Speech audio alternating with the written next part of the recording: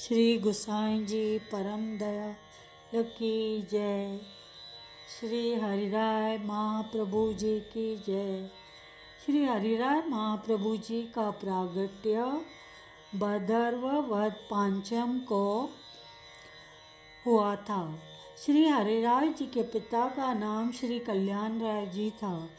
श्री कल्याण राय जी गोकुल में हुआ था। वे 5 वर्ष के थे तब गुसाई जी के चाचा सेवानिवृत्त केशवपुरी श्री गुसाई जी ने अपने मठ के लिए वारिस मांगने गोकुल में आए थे। कौन आए थे? केशवपुरी। जब श्री गुसाई जी के एक भी बच्चे ने गोकुल छोड़ने के लिए हाँ नहीं कहा तब श्री कल्याण राय जी को लगा कि गुसाई जी ने उन्हें बेच देंगे। बच्चों को लगा कि वे उन्हें बेच देंगे। वे रात भर बेचैन रहे।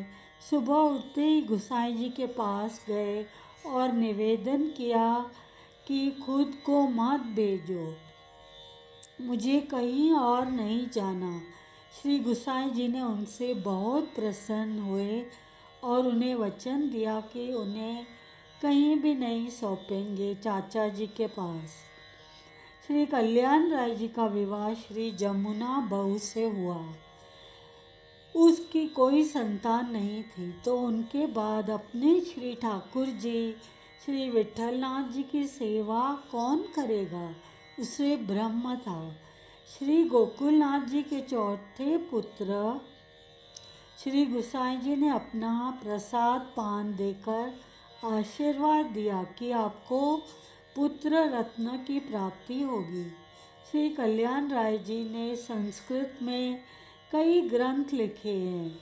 वे इतने विद्वान और प्रतिभाशाली थे। बड़े पुत्र श्री हरिराय जी और छोटे पुत्र श्री गोपेश्वर जी श्री हरिराय जी श्री गुसाई जी के प्रथम पौत्र थे। इसलिए उनके प्रकट होते ही गुसाई जी ने श्रीनाथ जी के लिए सोने की पायल तैयार की। श्री हरिराय जी का जन्म भदरवा पांचमी को गोकुल में हुआ था। वे ठीक वहीं बड़े हुए। कहाँ? गोकुल में। श्री गोकुलनाथ जी के चौथे पुत्र द्वारा उनको ब्रह्म संबंध मंत्र की दीक्षा दी गई। श्री गोकुलनाथ जी के लिए उनकी बहुत भक्ति थी। श्री गोकुलनाथ जी उनके गुरु भी थे। श्री गोकुलनाथ जी ने ही उनकी रचना की थी। जब से समझ में आ गया तब से उन्हें श्री सर्वोच्च स्तोत्र का जाप करना अच्छा लगा। उन्हें श्री महाप्रभु जी और श्री गुसाई जी साक्षी दर्शन देते थे। वैष्णव के बीच बैठकर रोज भागवत करने का आदी था। उनमें दीनता सागर कहा जाता था। किसको? हरिराय जी को। वे एक त्रिवैज्ञानिक भी थे। श्रीनाथ जी व्रज निकट भविष्य में मेवाड़ छोड़ देंगे यह जानते हुए गोकुल छोड़कर श्री ठाकुर जी को परिवार सहित उदयपुर राज्य के खिमनौर गांव में बैठाया।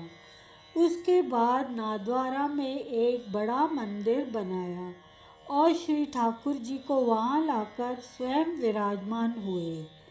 उन्होंने श्रीनाथ जी की बहुत ही लगन से सेवा की। जिस दिन श्रीनाथ जी की सेवा में कुछ कमी रह गई उस दिन श्रीनाथ जी ने खिमनौर में कमी दिखाई थी।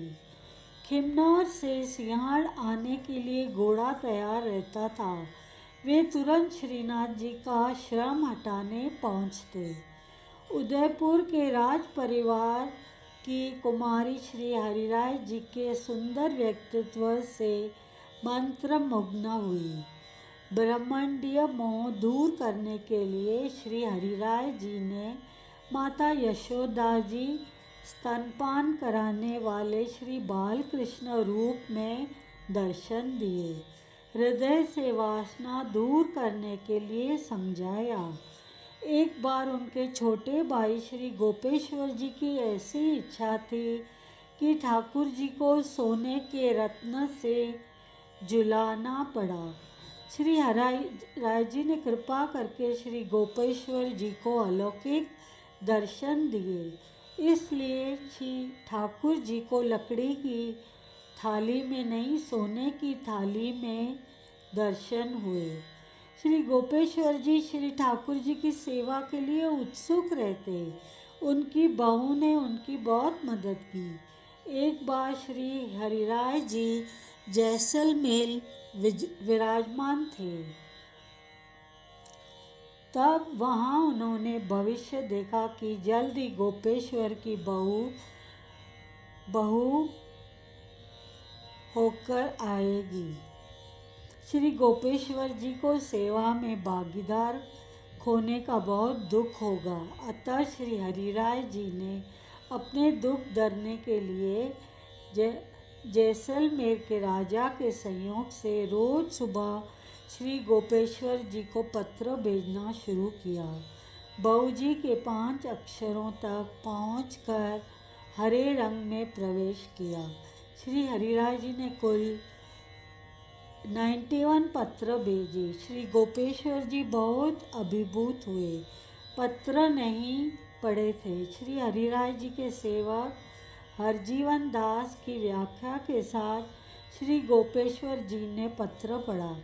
इसका मन शांत हो गया। उन्होंने भाषा में उन अक्षरों पर आलोचना लिखी। शिक्षा देने वाले 51 अक्षर पुष्टिकरण पथ में शिक्षा पत्र नाम से प्रसिद्ध है, जो भगवत वार्ता में जरूर पढ़ा जाता है। श्री हरिराय जी का व्यक्तित्व बहुत उज्जवल था। उनका दिल बहुत भावुक था। ज्ञान और भावना का उनमें बहुत समन्वय था। वैष्णव उन्हें महाप्रभु जी, प्रभुचरण कहते। वास्तव में उन्हें श्री महाप्रभु जी का रूप माना जाता। उन्होंने संस्कृत, ब्रजभाषा, गुजराती, पंजाबी, मारवाड़ी में बहुत सारा साहित्य लिखा। संस्कृत में लगभग 15 छोटे बड़े ग्रंथ लिखे। इनमें से कुछ ग्रंथों में 16 ग्रंथों की आलोचना है। इनको भाषा में लगभग 5 ग्रंथ हैं। इनके दोलपद गुजराती, पंजाबी और मारवाड़ी भाषा में प्रसिद्ध हैं। उनकी बहू का नाम सुंदर बहू था। उनकी गोकुल में, खिम्नौर में, नाथद्वारे में, डाकोर में, जंबूसर और सावली में स्थित थे।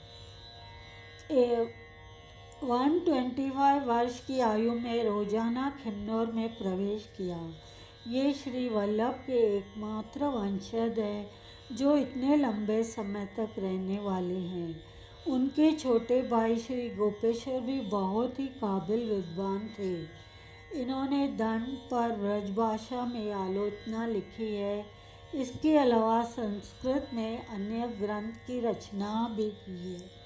बोलो श्री हरिराय महाप्रभु को कोटान कोटि प्रणाम।